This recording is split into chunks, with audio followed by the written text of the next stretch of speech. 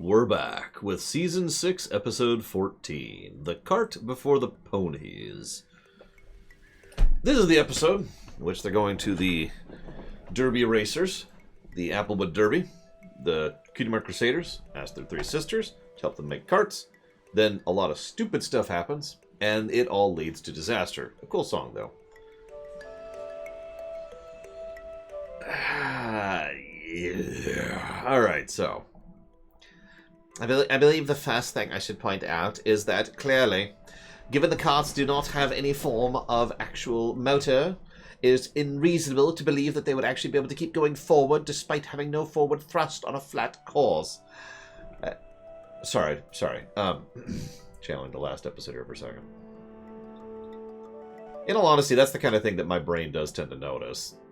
It's an 8-track, it's actually a terrible 8-track, on a flat course with no engine. How do they keep going?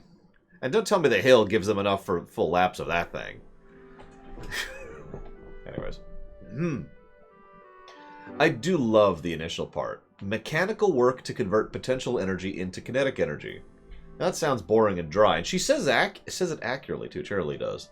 What I love about that is if you were to learn one thing about physics, that would probably be one of the most useful things to learn, because it is so applicable in everyday life, in most things that you tend to do in your life, small or large.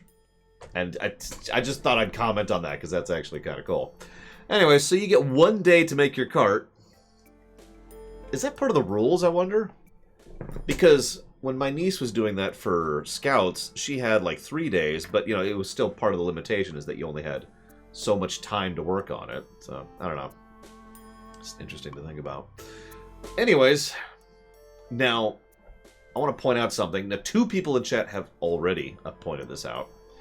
But you get to pick an older pony to help you. Now, I paid attention to that because I didn't remember this until I rewatched it. I assumed this was one of those sister things. You know, it has to be with your sister. But no, instead, you can just pick any older pony. They could have picked Twilight or Cherylee or whoever in order to help them with this if they wanted to. They just happened to pick their big sisters. Okay, that's cool. So I'm going to go ahead and ask the obvious question. Why didn't they just pick the other big sisters? Let's talk economics. Not really. But, well, I would love to talk about economics. But no, what I mean here is this is actually something called the coincidence of wants. No, it really is. Now, to explain that a little bit, let us assume for a moment that I catch fish for a living. And let's assume that you really like eating the fish I catch. Let's also assume you make clothes and I really like the clothes you make. Trade. That right there is the coincidence of wants. I happen to have what you want, and you happen to have what I want. It is the basis of barter economies.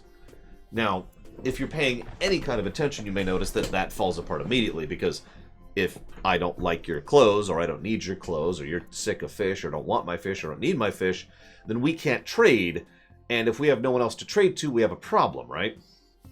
That's why most economies use specie, it's currency, as a concept in order to try and bypass that, usually using specie as the specific method of currency. But no, the coincidence of wants is very rare. That's my overall point. That's the point I'm trying to get across. It is very uncommon for 3 people in a group to all want something the other has access to. So by coincidence, each one of these 3 has access to someone that they could trade their sisters in order to make this all work out properly. But no, of course we can't do that. It's funny though, they are once again pushing out of their comfort zones. If you're paying attention, that is not the first time the Crusaders have done that, which is kind of a cool little tidbit there. In fact, I'm going to go ahead and add a continuity counter for that because it's a cool little tidbit, like I said. It's also a good thing for kids to learn. You know, you don't always have to do the thing you like. You don't have to have chicken nuggets every lunch. Getting my niece to eat different kinds of food was such a nightmare, you have no idea. Anywho. Alright, so, cool. So far the episode's good, right? I don't have many notes on this episode. Because for the next 10 minutes, nothing really substantial happens. The episode... So, let me talk about that for a second. I don't know what it's actually called, but there's an idea where, let me use a video game example. This is a bad example, but it's what I got, and I know the term when it comes to video games. It's called a concept game, okay? Now, what's a concept game? Well, a concept game is a game that has a cool concept, but honestly, that's it, right? It'll probably be fun for a few hours, but it's just there's no depth there. It's a puddle. So you can only stretch it out so much. That's why most concept games, which tend to be indie games, tend to be very, very short. Like Loop Hero is a modern example of this, to use something that just came out like within the last month, right? This is a similar thing when it comes to narration, to narratives with regards to storytelling. Sometimes you have a story idea and it's just so shallow, you can't really do all that much with it. So all you can do is this with it. Now, television runs into this problem constantly. This is something I see a lot over on Star Trek. It's actually the reason why the A-plot and B-plot concept started over on Star Trek, because they would have an episode idea, and they're like, this is 20 minutes of television. So, we'll add a second plot to fill out the other 20 minutes. And there you go, there's the A-plot, B-plot format, and why it became such a tradition. Because sometimes you can't flesh it out more. There's just nothing there. It doesn't have the depth to it. That's fine, within reason.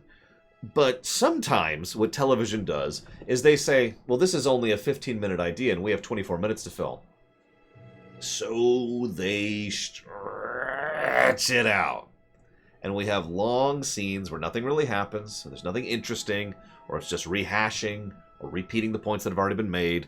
And it's not tight, it's not well scripted, it's just stretched out, and that's this episode. I know there's a bit of a... But this episode is a 15-minute episode. It is severely padded.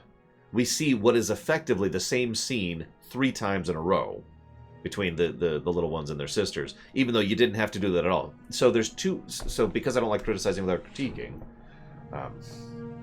there's 2 ways you could have done this, assuming this, we weren't going to pad this episode out, better. Rather than just showing the full scene, the full scene, and the full scene.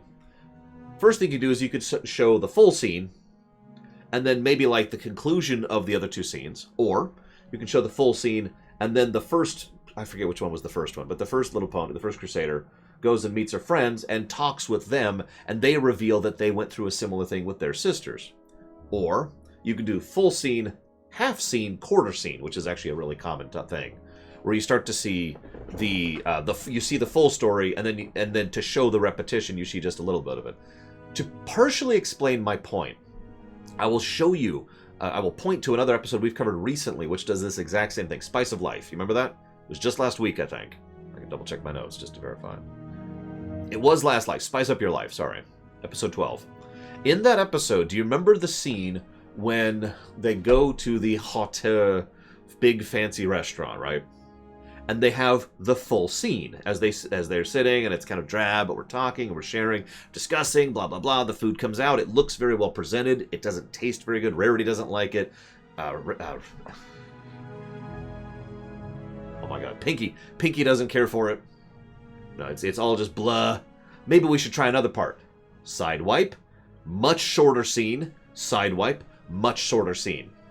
Exact same style and approach. We want to do the 3 repetition, but they do it better from a pure cinematography perspective. Just to show my work on this. So that is the kind of way you can do this kind of repetition without it being repetitive when it comes to visual storytelling, okay? Point positive, right? Now, that's the first issue with this episode. By the way, I don't like this episode that much. But it's almost entirely because of this core point. And you know me, I like to be thorough.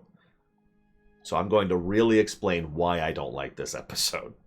And it's all about the ways they use the padding. That's the first padding, is the 3 repetition thing. Then we do get one good scene. This isn't a lamentation status. This is nowhere near that. Because if nothing else, Rarity's flashback saves the whole episode. No, it is a good flashback. It's also wonderfully over the top, because you could just tell that's not what actually happened, right? Derpy actually winning, and then the rain clouds. Oh no, second! That Tabitha St. Germain continues to be a national treasure. I love how she came in second to Derpy, though. That's great. This is also, I want to mention this here, even though I actually noticed this later, but for the purposes of narrative, this is the better time to mention it. This is the first time I noticed the musical cues on dialogue for the different ponies. You're probably thinking, today? No. Years ago, when I first saw this episode for the first time. It was the first time I actually noticed the fact that they do... I've talked about this since the first episode, actually, during these Streaminations. They do specific songs or riffs for several of the ponies, not all of them, but several of the ponies, and they like to do little emphasizers on the music that match the beat of the dialogue to emphasize the dialogue. But the first time I ever noticed that, when I was watching this show for the first time, years ago, was in this episode. Big and bold! Just picture it, real quick. Because every time, with one exception, that she says the word big, there's a dung, and every time she says the word bold, there's a dung, which is a different note. And every time she does this, for the whole episode, bum, bum.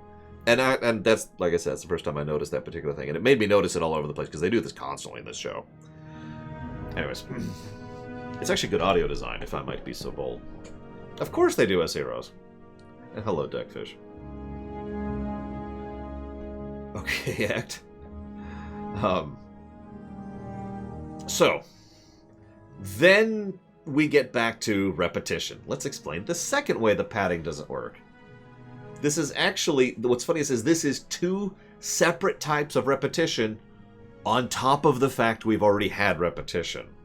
So, the kids may or may not arguably directly confront the adults with regards to what they want to do here. What they do, however, do is say things, both literally and verbally, and in terms of tone and presentation multiple times, that only a blind, deaf, dumb, stupid person would not notice. They are clearly distraught over this thing. They're clearly upset, and they clearly enunciate what they want to happen. Hello, Dark Artisan. To the adults. I actually wrote down some of the specific dialogue here just to really make this point. Is something wrong, Apple Bloom? I was hoping something for a little more modern, less rickety, with a chance of winning. Bless my hooves, I thought we covered this. That's because you did. Tradition is all that counts, and who knows tradition better than apples? No, Pony, that's so. So you're an apple, or are you an apple? Now, despite having been shut down on this twice, Scootaloo then pushes back and decides to go ahead and try to adjust something. It falls apart, and then Apple's like, oh, now I gotta start all over. At which point, Scootaloo, I keep saying Scootaloo, Apple Bloom keeps saying, says, maybe we can redesign it. There's no time. Now, I counted in this one scene, there are 3 direct and 5 total mentionings of the fact that Apple Bloom wants to design the cart her way, that she's not happy with the way the cart's being designed, and that she's upset about the entire circumstance. This is the first time we've given one of these notes for a while. This is counter-continuity. We usually don't put that up there. We've kind of moved past that for the most part, but this is some of the most overt counter-continuity I've seen in this entire franchise. This is bad. Then that happens again. Then that happens again. So in case you missed that, 2 separate types of repetition. Wait, not done yet. We have to have another bit of repetition, because then we have a montage of them being upset about the designs and actively going out of the way to change the designs, like actually physically change the designs, and being told, well, okay, there's no dialogue during the montage, but being shown no. Usually in a casual, like AJ just casually walks over and erases over the flames that Apple Bloom puts up. This is actively to the point of violating Rule 0 here.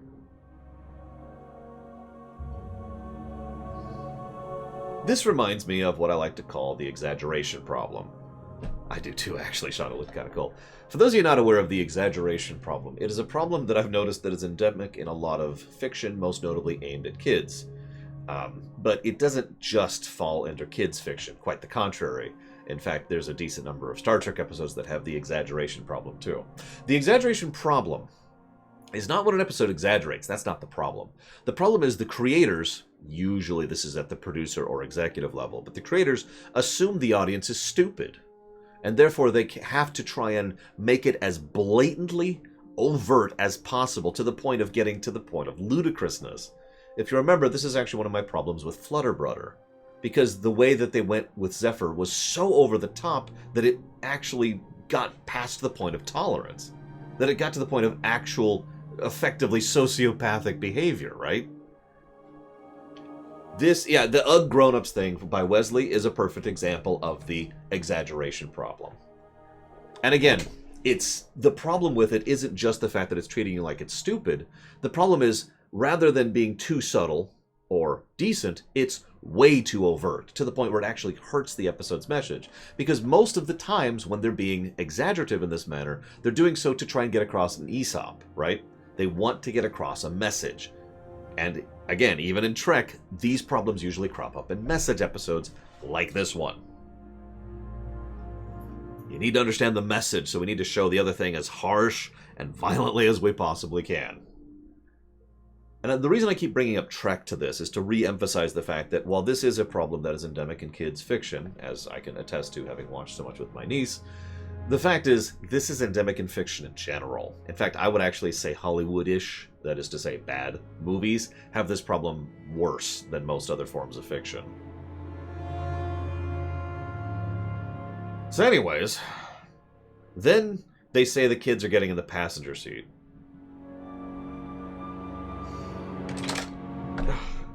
This is, if the earlier part, especially with AJ, wasn't breaking character, this is officially the moment I start to roll to disbelieve. Now this is funny, since this episode happens immediately in the wake of the Stranger Than Fanfiction episode, whatever it was called, the one we just covered. It is Stranger Than Fanfiction, I was right. Because one of the things that was brought up in that episode is the nitpickers. But as I've said many, many times, there's a difference in the specific type of nitpicking. All nitpicking is not bad. It's not. There's a gradient, right? There's gradients of nitpicking. Pointing out that color in the background carpet should probably be 3 shades lighter gray. Yes, I've heard that specific one when it comes to TNG. That's probably a little bit too nitpicky. Pointing out that they can beam through the shields, because it's a major plot point, not quite too nitpicky. And the reason this is relevant here is because this is officially out of character. There's no way. This is the kind of thing I might have been able to buy if this was Season 1. I did actually notice that, S.A. Ross. Like, maybe I could buy this in Season 1, before we've had all of the episodes where we fleshed out the groups. I mean, for God's sakes, we've had character-building episodes between the sisters, each individual sister trio, or duo, excuse me, multiple times up till now. That's why it's called character assassination. It's not that they're doing something that is stupid or doesn't make sense. It's they're doing something that there's no way in hell that character would do, specifically because the writers were trying to make something happen, and that just happened to be the person they were writing for at the time. Anyways, while we're on the subject, though, well, I understand getting excited for something that a kid's into. I do. I understand that personally. You know why? Because my niece has relatively recently, just within the last couple of years, started getting into video games. Now, I don't know if you know this about me. This is probably one of my darkest and most horrible secrets that I tend to keep very close to my chest, but I kind of like video games. A little bit. And, I know exactly what it feels like to be like, to effectively want to take the controller from her. I bet some of you actually understand that impulse too. Now, it's a bad impulse. That's terrible. I have since completely mastered that impulse because, you know, I've had a decent amount of experience with my niece, and at this point, you know, I want to encourage her to enjoy the game in her own right and for her own reasons. In fact, I have been quick to point out, see, my niece has a problem, a lot of kids actually have this problem, my niece has a problem where she'll give up the moment she doesn't succeed her first try. Just immediately. And I'm like, kiddo, you're doing fine. Just go ahead, take another shot. You almost had the jump. What you want to do is you want to hold down the jump button and then release. Okay? So just hold down, then release. Alright? She's like, okay. And this is what I do now, rather than just taking the controller. And I mention this, though, because sometimes she will try to shove the controller into my hand. Like, here, can you do it for me? No, you got this. You got this. It's okay. Because she does. Now, if it's a legitimately hard section, yeah. Let me use a direct example, because this was just 2 weeks ago. She was playing Donkey Kong Tropical Freeze. Now, she was playing on an easy mode. But for anybody who's played that game is hard. I'm a platformer guy. Like, that's my bag. That game is hard. But she was doing quite well, and she really loves it. It's so colorful and beautiful, and the visual design and audio design, and it's just fun to play. It's because it's a brilliantly designed game. She wanted to play it. She actually asked her mother to ask me to bring that, because it's my copy. It's not, they don't own a copy. To bring my copy over so she could play it the next time I came to visit. Now, every time except... Yeah, no, so super heartwarming, by the way. Every time except for one, I was like, you got this, kiddo. Because she did. Because she actually could do it. She could do the jumps, and she could do the fights, and she could get the secret areas, and get the bananas, and blah, blah, blah, blah, blah, blah, blah. There was one time I accepted, okay, I'll go ahead and take the controller over you. It's the minecart sequences, if you know those. They're long, they don't have many checkpoints, and they are incredibly unforgiving. Even the very first minecart sequence is mean. And I'm like, yeah, okay, I'll take this from you, kiddo. But that's my point. This is... I know this is a bit of a meander, but this does relate to this episode specifically. Nuance. Site-specific, case-by-case. Sometimes they should be allowed to screw up or figure it out for themselves, and sometimes you should step in. This was clearly a case where the kiddos should have been allowed to make their own carts and to drive them. I would like to think that Rarity and Applejack and are adult enough to be able to recognize that. This was not the minecart sequence. They had this. And that's why I told that whole story, because I wanted to make that point very clearly. Even Cherylee just rolls her eyes rather than actually do anything about this. So, this is when I point out that they have unpowered carts going on a flat track. That's whatever. The song's pretty good. I'll give you that. Derby Racers. I put it on my list. It's cool. It's cool. We're cool. But the race that's happening actually irritated me. Now, granted, I was already in a bad mood because this episode is stretched out too long, badly presents its Aesop, and is actively character assassinating. But you notice there's two things that caught my attention there. First of all, Rarity keeps blocking the way with her damn wings. I liked that too. I'm not actually sure I could believe Rarity would be that much of a dick, because she's clearly deliberately doing it to block. It's not just she's fanning the wings to show off. She's fanning the wings to block those behind her. Dash might. Speaking of which, Dash actually hits the other ones. Actually collides with other racers on the route, which is what causes her wheel to spin out, which combined with the wing thing causes the wreck at the end. Now, I hate to point this out, but even in modern adult driving, kind of smashing into another cart like that's a foul. That actually might lead to a yellow flag, and that would almost assuredly lead to a penalty. This is a kids' racing derby, which is being supervised by adults. Cherylee, wake the goddamn hell up. Thank you, Tomb Raider, very, very much. I do very much appreciate those subs, as always. Thank you. And I'll put that towards Dealer's Choice, which might be coming up in a few months, hopefully. Fingers crossed. So, anywho, then they crash. Okay. This then leads to... Actually, I want to talk about the next scene last, so let's just put pause on that one. Because what this leads to is almost 3 minutes of padding. If I didn't already suspect this episode was a concept episode that was stretched too thinly, this codified it. They're like, maybe we should go ahead and do the race again. That's a good idea. That's a wonderful idea.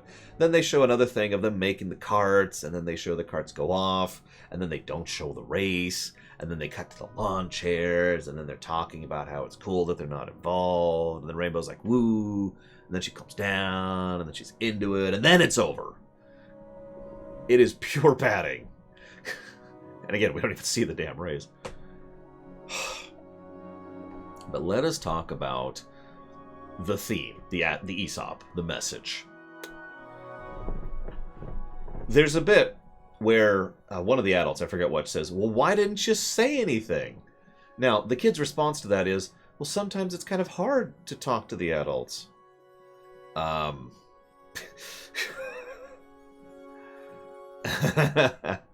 Okay, no.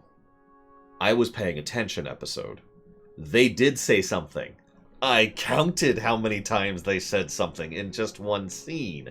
They had been saying something since the very first time they brought it up to each of you because they bothered to show each of those 3 conversations individually because padding. They did say something. You're cheating, episode. Don't pull that. But anyways, the actual theme of the episode... The actual theme of the episode, the 2 major Aesops of the episode are actually not bad. There's 2. There's the obvious one, which they smash you in the face with a baseball bat, because subtlety is for chumps. And that's, you shouldn't be afraid to stand up to adults, they're not always right. And to be blunt, that's a good lesson. That is, to be perfectly blunt, that's a good lesson regardless of your age. Just because someone is an authority figure does not make them correct. Now, don't take that to an extreme. You shouldn't always ignore adults. You shouldn't always ignore authority figures. But by the same concept, you should not always just go with the flow because someone told you to. That is a good message. It is a very good message for kids to learn. Kids, in my opinion, I should add that, should be willing to challenge their adults. And if the adult cannot provide a good reason for why, then that's a problem. Now, I admit that's a bit of philosophy on my part, but there's a reason why when I tell my niece to do something, I make a point of explaining why. And if she asks me, I make a point of really going into it and really explaining why. Yeah, challenge with respect. That's a good way to put that, Imperial Structure. I like that. It is a good message, and I will admit, it's one of the most salvaging parts of the episode because this episode sucks. But it is a good message. The episode doesn't earn it at all, is the main problem. There's so many different ways they could have gotten across that same thing with the same framework. Now, that's a good way to put that. It stumbled into the message.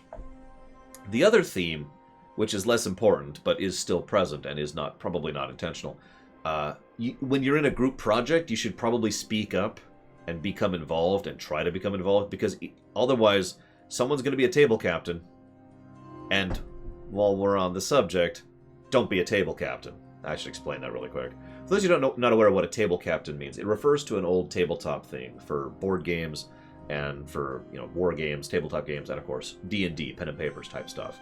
The table captain is the one who's playing the game and telling everyone else what to do. Now, even that's not always bad, but the phrase refers to someone who is presuming that. And this is unfortunately very common in board gaming and in D&D, where one person is like, okay, you should do this, and you should do this, you go over here, you do this, I'm going to go and do this, and blah, blah, blah, blah, blah, blah, blah, blah, blah, right? And they just basically are the only one really doing that, right? And that's a problem. I actually fight very hard against table captaining, because some people will automatically just sort of let you do stuff. If you've ever seen me play D&D under someone else, like I've played in Third's game over the last few months, and I played in Guido's game after that, I will go out of my way to specifically just be quiet during certain sections, or to force a scene onto another player, because I don't want to table captain. I'm against the whole concept. I want to allow someone else to do and to be, and to have the spotlight. Now, it's not a hard thing to do. I have years and years and years and years of practice at this. But it is still something that I will admit is something I actively fight against. Table captaining is generally a bad thing. And don't let someone else do it to you, and don't do it to someone else. Now, one final thing, because I don't like to criticize without critiquing. How would we fix this episode? Now, I was thinking about this, because the easy answer of just following that coincidence of wants earlier would be the easy answer. But then it takes away the Aesop, right? All of a sudden the message is gone. So what we have to do is we have to find some way for them to still be willing to challenge the adults without actually going into that. And my first knee-jerk answer was a fairly simple one, admittedly. Have them initially, rather than change the structure a little bit. So have them, rather than wanting to be with their sisters, wanting to be with the other sisters. picture the scene for a moment. Sweetie Belle. I was kind of hoping I could ask Applejack to help me with this one. Oh, why? Well, because Applejack, she really knows a lot about traditions, and she's got that kind of expertise, which I could really use her help and assistance in making this. Oh, okay, yeah, I'd be okay with that, but, I mean, personally, I'd kind of like to work with Apple Dash. I'd kind of like to work with Rainbow Dash on this one. Huh? Why would you want to work with Rainbow Dash? Well, I was hoping to get one that would win. Oh, well, that's cool with me because... And you see the structure then. But then they go to their sisters first, and their sisters don't listen. But I want to be involved. I want to be there for your first derby. Oh. Yeah, okay. And so then they kind of start working through it, and they're like, well, maybe we should do this. Well, I thought you wanted something traditional. No, I was... Okay. And smooth it out a little bit. Smooth out the middle section so that they're not quite so obviously voicing their opposition and instead are actually afraid to challenge the adults, aka the message of the episode. So they just kind of go along with things, and this also is the letting someone table captain thing, too. So they just kind of go along with things, and they're all just kind of unhappy, and at a certain point have one of them be like, all right, preferably Applejack, Sugar Cube, what's wrong? I don't know, I was really hoping to have a cart that would win. You did? And again, make it so that this is kind of news to them. Like, oh, I thought you came to me. I just want... Okay, yeah, no, we could do that. And then maybe have like a moment where the three adults get together and share notes. And so for the montage scene, instead of like the stupid montage of them just writing over their younger sister's work, instead make the montage be something like, say... So, Rarity is trying to build the traditional thing, and she's adding some style and flair, and she's like, and then, you know, Scootaloo's like, and she's like, or not Scootaloo, sorry, Sweetie Belle is like, and Rarity's like, huh. And then she just kind of, we see Applejack, like, lean in, like, from around the fence, and kind of go, no dialogue, obviously, just like the montage. And then Rarity's like, ah. And then goes back and then, like, restructures it. And so each of the three adults helps each other out to get the design ideas that their particular younger sister wants. And there you go. And then actually have the race be the actual race rather than the crash section. And then you're good. And there you go. Episode restructured. Done. The biggest problem with that would be it would probably still be a little bit too short because again, it's kind of a concept thing. It doesn't really flesh out to the full 25 minutes. That's easy to fix though. All you have to do is look at what Trek does about that. How many of you are familiar with the poker game in Star Trek The Next Generation?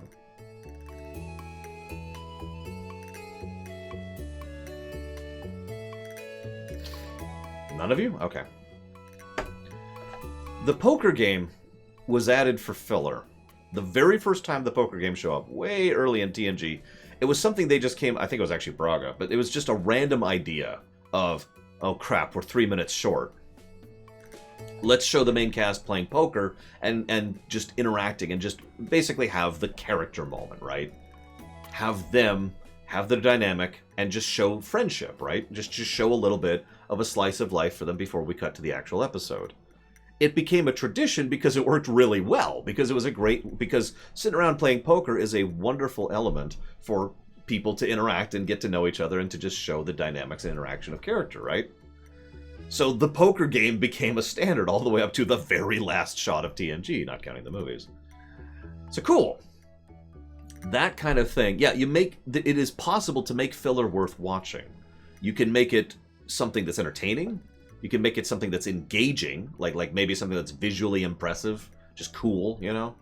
Flashy special effects or some big awesome scene or whatever. Or even just like some cool camera work, you know? Or you can have it be character focused, or you can have it be character dynamics, or it can have some world building going on in the background. There's all kinds of things. There's so many different ways to make filler worthwhile, rather than just repeating the same damn shows. Now, Lord Harrimont has already gotten to my core idea here, as I was trying to build up to this point. What I would do is I would bounce the camera around a little bit and be like, hey, And then we would see what's going on with Derpy over there, or with Diamond Tiara, and why is Diamond Tiara with her butler, for example. Just a little bit of character moment in the background. You get my point. How much of this episode do I think was mandated by Hasbro? I don't know, admittedly. But given the writing credit involved, like, these are two good writers involved in this episode. This... It might have just been to sell toys, because we have, what, 6... at bare minimum, of 6 new carts that they could sell based on this one. And, well, I get that. And Lord knows there's plenty of times where to sell toys has not led to a bad thing. It's entirely possible this is at least partially that.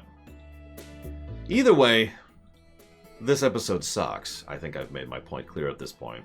Which means we need to rate it. Now I'm thinking black? No, I'm kidding. Yeah, making the race fun is the other obvious idea. Just show the race. Yeah, I'm fine with blue, honestly. The highest I would be willing to go here is green. This is not a good episode. Below blue is deep blue, which we only came up with as a compromise. But what's supposed to be below blue is black. Yes, black, which we don't actually have a black episode yet. We don't have a lamentation. Technically. But even though the message is good, it's so ham-fisted and so badly implemented that I can barely give the episode credit for that. There are some good moments, but if I'm being 100% honest, those good moments salvage this from lamentation status. This is a bad episode. Bad execution, bad presentation, not a very interesting idea, doesn't do much with it, and one of the worst sins an episode can do. Boring. Repetition, like I said earlier. About 7 times now.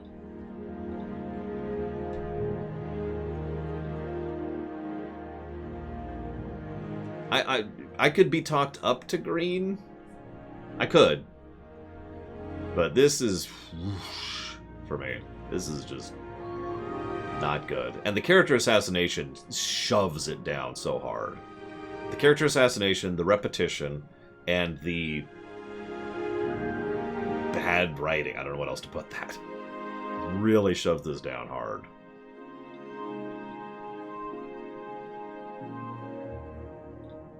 I'm gonna go with blue. I think blue works here. Where's... which color blue are we using? We haven't actually used that blue in a long time. Not since What About Discord? There it is.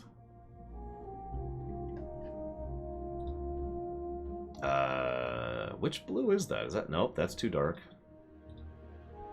That's too light. Which blue is that? No.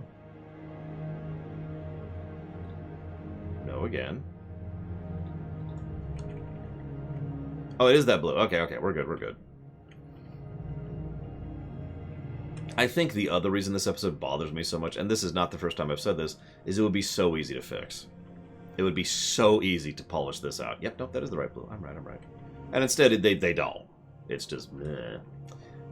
But that is it. Next week...